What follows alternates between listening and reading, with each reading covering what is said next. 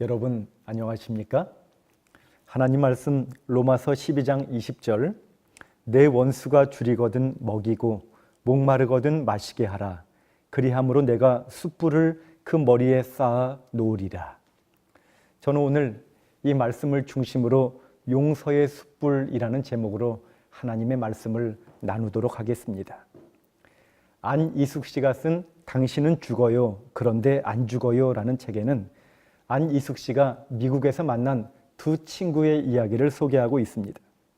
그 친구의 이름은 경자와 순애였고 아주 가까운 친구 사이였습니다.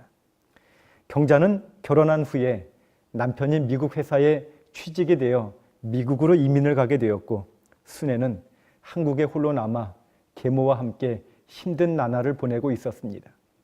순애는 경자에게 그의 힘든 상황을 편지로 써보냈고, 순애를 불쌍하게 여긴 경자는 비행기표를 사서 순애를 미국으로 초청하게 되었습니다.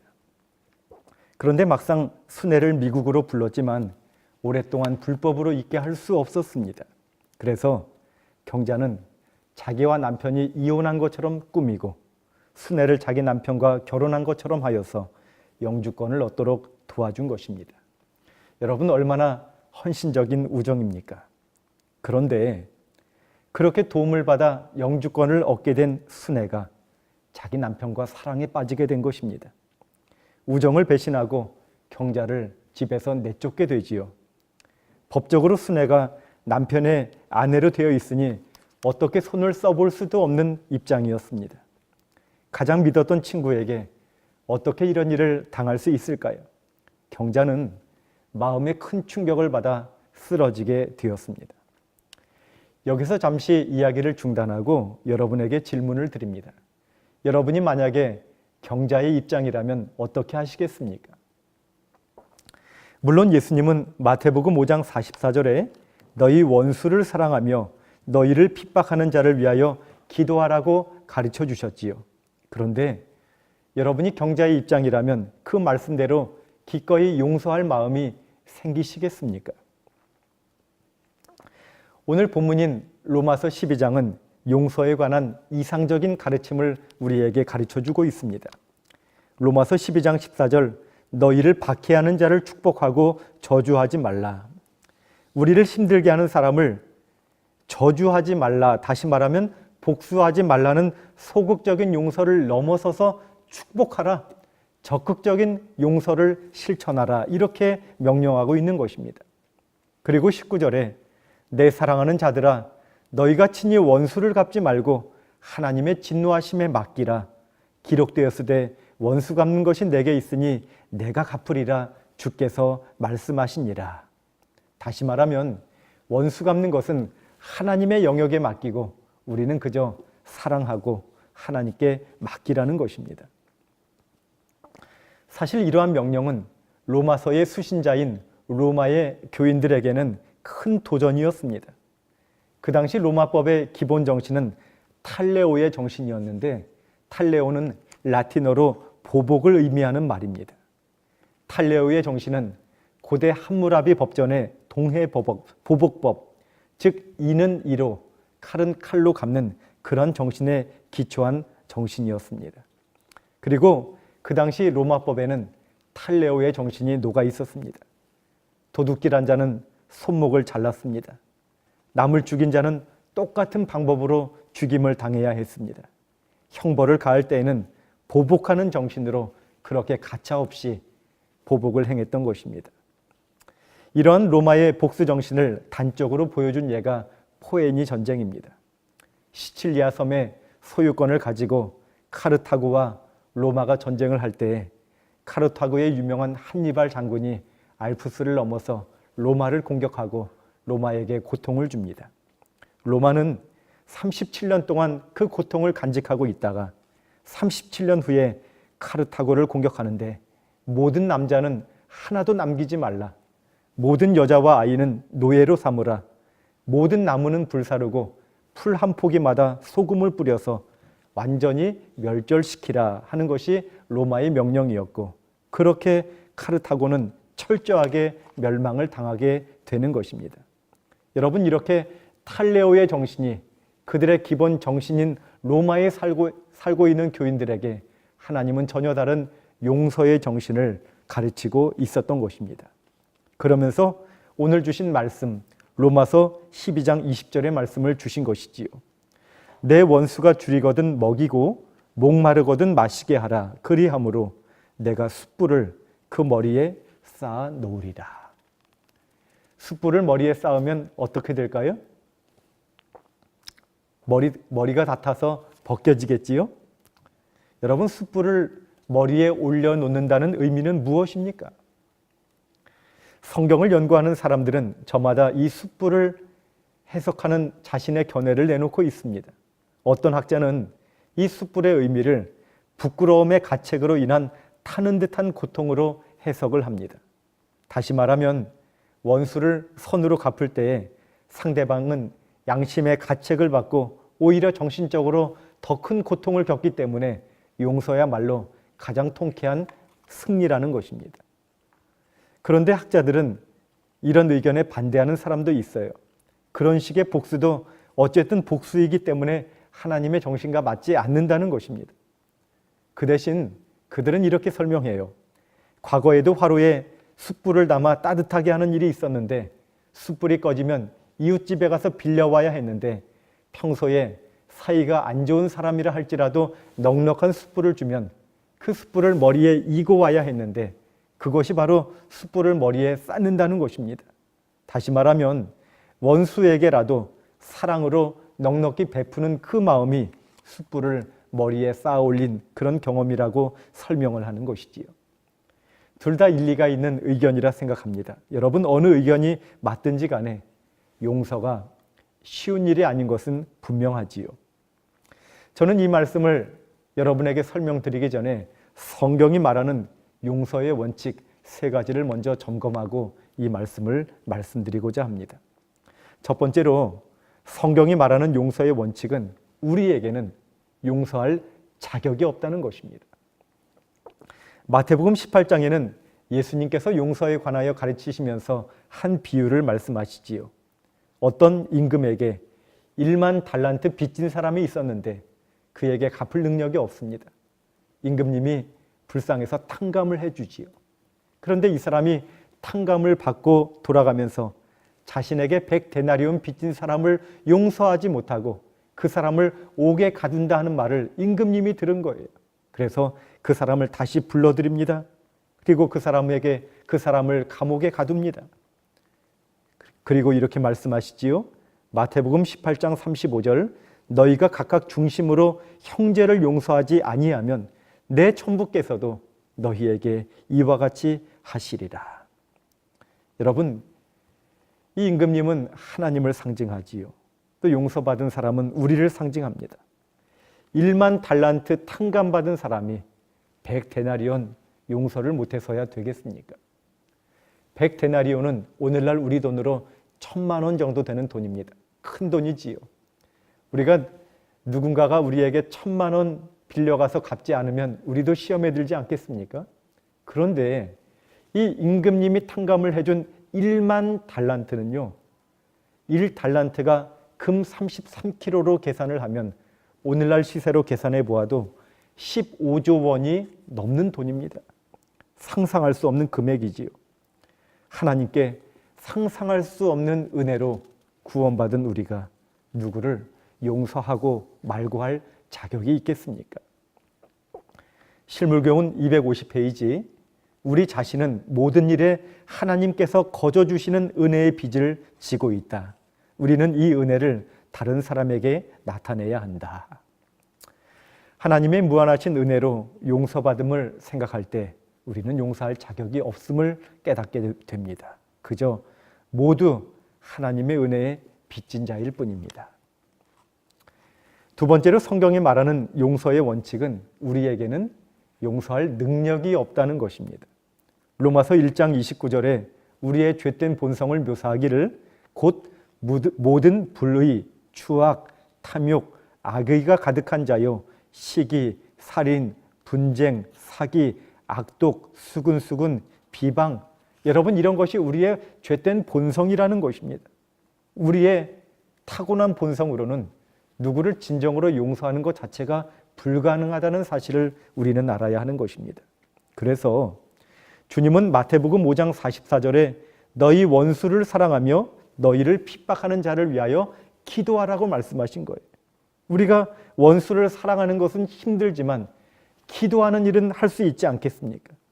그 사람을 위해서도 기도해야겠지만 참으로 용서가 불가능한 나의 죄된 본성에 성령께서 함께하여 주셔서 진정으로 용서할 능력을 달라고 기도하는 우리가 되어야 하지 않겠습니까? 성경이 말하는 용서에 대한 또 하나의 원칙은 모든 인간의 원한 관계 속에서도 하나님의 섭리가 있음을 기억하라는 것입니다. 저는 성경의 용서의 장면 가운데서도 가장 아름다운 장면이 요셉이 자신을 애굽에 판 형들을 용서하는 모습이라고 생각합니다. 창세기 45장 4절에 요셉이 형들에게 이르되 내게로 가까이 오소서. 그들이 가까이 가니 가로되 나는 당신들의 아우 요셉이니 당신들이 애굽의 판자라. 당신들이 나를 이곳에 팔았으므로 근심하지 마소서. 한탄하지 마소서. 하나님이 생명을 구원하시려고 나를 당신들 앞서 보내셨나이다. 여러분, 요셉이 어린 나이에 형들에게 팔려서 애굽으로 갈 때 그 마음이 얼마나 아팠을까요? 얼마나 깊은 상처가 되었을까요? 그러나 요셉은 이 모든 것 위에 자신을 연단하시는 하나님의 섭리를 깨닫게 됩니다. 그래서 형들이 팔기 이전에 하나님께서 섭리 가운데 나를 먼저 보내셨다고 말하면서 오히려 형들을 위로하고 있었던 것입니다. 치료봉사 487페이지에는 이런 말씀이 있습니다. 자비하시고 성실하신 하나님께서는 우리가 사람을 의지하고 육신을 우리의 무기로 삼는 것이 어리석은 일임을 알려주기 위하여 때때로 우리가 신뢰하는 사람들에게서 실망을 당하도록 허락하신다. 요셉과 다니엘의 역사를 연구하라. 하나님께서는 그들을 해치고자 하는 사람들의 음모를 막지 않으셨다. 그분께서는 그 모든 계책들이 시련과 갈등 속에서도 그들의 믿음과 충성심을 지켜온 당신의 종들에게 유익하도록 역사하셨다.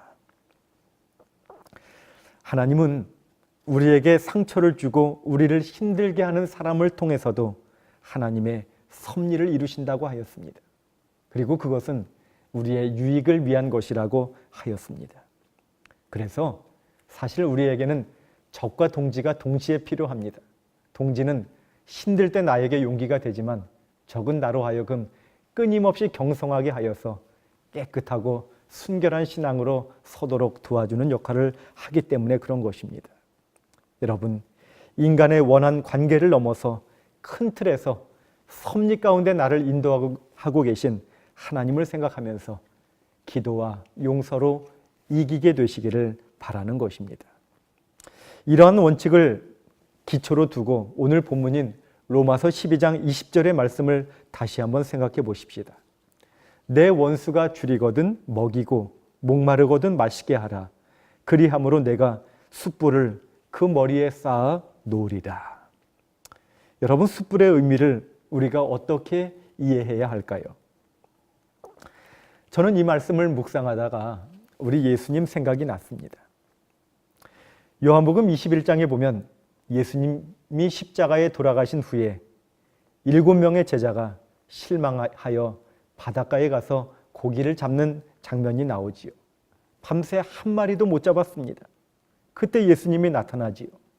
그물을 오른편에 던지라고 말씀하십니다. 그랬더니 그물이 찢어질 정도로 많은 고기가 잡혔습니다. 그제서야 베드로가 예수님인 것을 알아보고 물로 뛰어내립니다. 요한복음 21장 9절에 육지에 올라보니 숯불이 있는데 그 위에 생선이 놓였고 떡도 있더라. 예수님은 제자들을 위하여 생선과 떡으로 아침상을 차려주셨는데 숯불에 구워주셨다고 성경은 기록하고 있는 것입니다. 여러분, 왜 예수님이 숯불에 구워주셨을까요? 특별히 베드로는 숯불을 볼 때에 어떠한 생각이 들었을까요?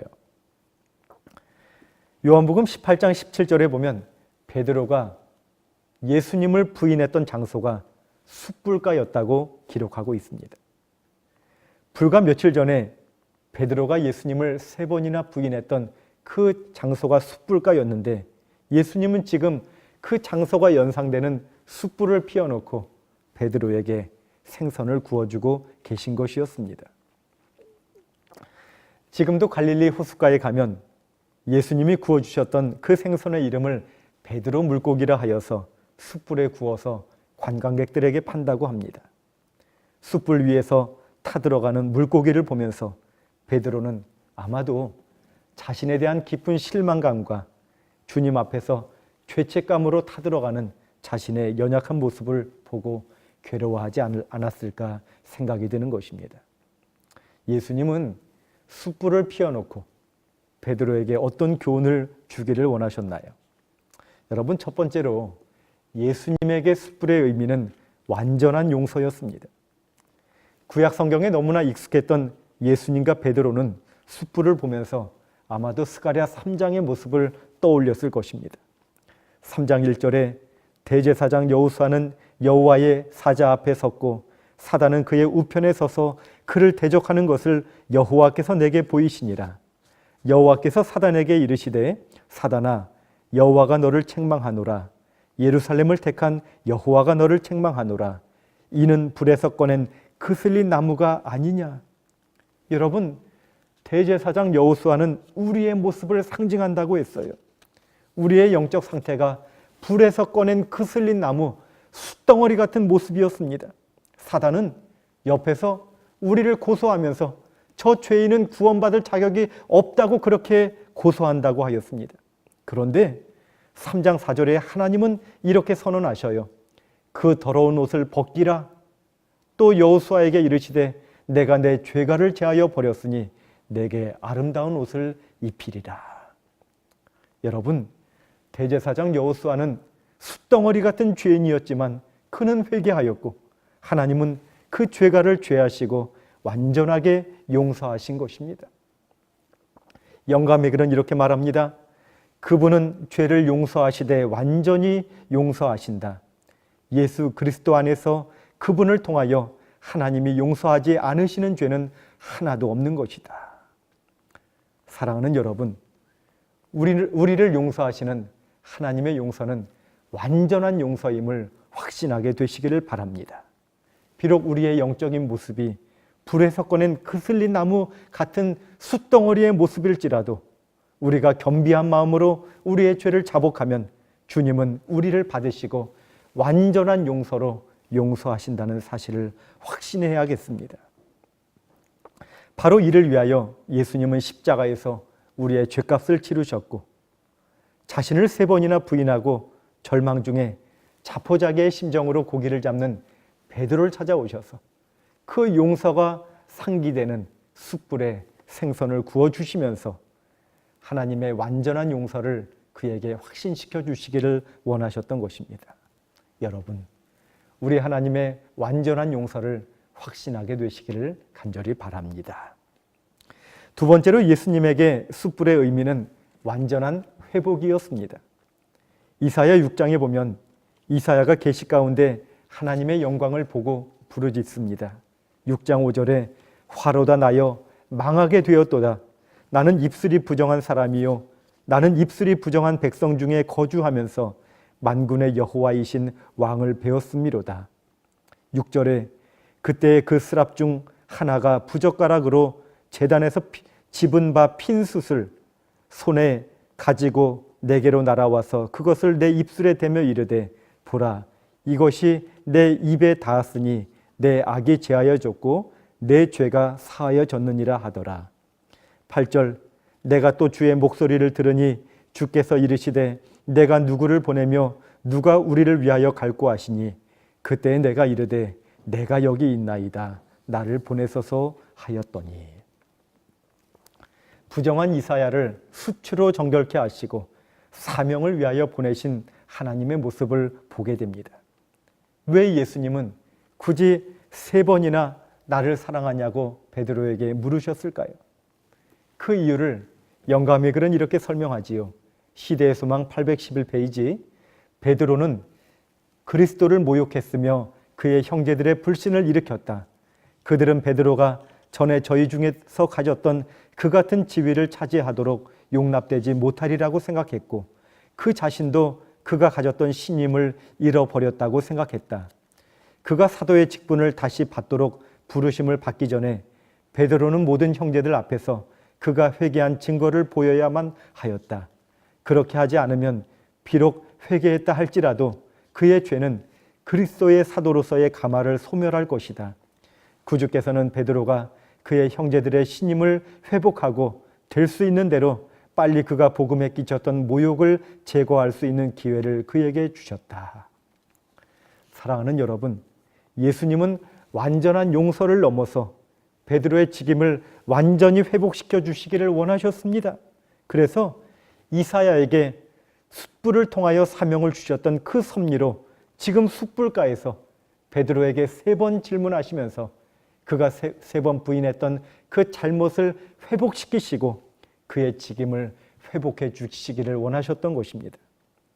예수님의 용서가 완전했던 것처럼 예수님의 회복도 완전함을 여러분 깨닫게 되시기를 간절히 바라는 것입니다. 그래서 예수님은 사도 바울을 통하여 로마서 12장에 내가 용서함으로 숯불을 그 머리에 쌓아 놓으리라는 그 말씀을 주신 그 정신으로 지금 베드로에게 숯불에 음식을 구워 주시면서 마치 숯불을 사랑하는 제자의 머리 위에 올려놓는 심정으로 그에게 완전한 용서와 완전한 회복을 확신시켜 주시기를 원하셨던 것입니다. 저는 이제 말씀을 마무리하면서 처음에 말씀드렸던 경자와 순애의 이야기를 마무리할까 합니다. 그렇게 마음 아프게 쫓겨난 경자는 쓰러지게 되었고 병원비가 없어서 어려운 시간을 보내게 됩니다. 그런데 경자를 불쌍히 여기고 그녀를 돌봐준 미국인 노인이 있었습니다. 그 노인을 통하여 신앙을 갖게 되었고 나이는 좀 많지만 부유하고 마음씨 좋은 그 사람과 재혼하여 행복한 삶을 살게 되었습니다. 그런데 세월이 흐른 뒤에 경자는 순애와 전 남편이 대형 교통사고를 당하여 응급실로 옮겨졌다는 소식을 듣게 되었습니다. 경자는 그 소식을 듣는 순간 예전에 자기를 그렇게 불행하게 만들었던 지난날의 고통보다도 불쌍한 마음이 들었습니다.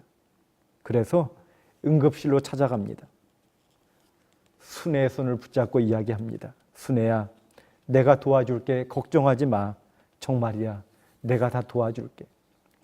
그 말을 들었던 순애의 눈에서는 뜨거운 눈물이 흘러내렸습니다. 경자는 평생 휠체어 신세를 져야 하는 순애를 자기 집으로 데려다가 모든 수발을 들어주었고 그 전남편 사이에서 난 아이들의 학비까지 대주었습니다. 여러분, 내 원수가 줄이거든 먹이고 목마르거든 마시게 하라. 그리함으로 내가 숯불을 그 머리에 쌓아 놓으리라 하는 그 말씀의 실천적 의미가 바로 이러한 의미가 아니겠습니까? 사랑하는 성도 여러분, 예수님을 3번이나 부인한 베드로를 완전히 용서하고 완전히 회복시켜 주셨던 예수님처럼 또 자신을 배반하고 행복을 빼앗아간 순애를 용서하고 사랑으로 되어주었던 경자처럼 우리도 선으로 악을 이기는 성도가 되어야 할 줄로 믿습니다. 진정한 용서는 숯불을 그 머리에 쌓아놓는 것처럼 완전한 용서와 완전한 회복의 사랑입니다. 바로 그 용서와 사랑이 십자가에서 저와 여러분을 용서하신 예수님의 사랑이었고 오늘 저와 여러분이 다른 사람들에게 실천해야 할 그러한 용서가 아니겠습니까? 숯불의 용서를 실천함으로 진정한 승리자로 살아가는 저와 여러분이 되시기를 바라면서 말씀을 마치도록 하겠습니다.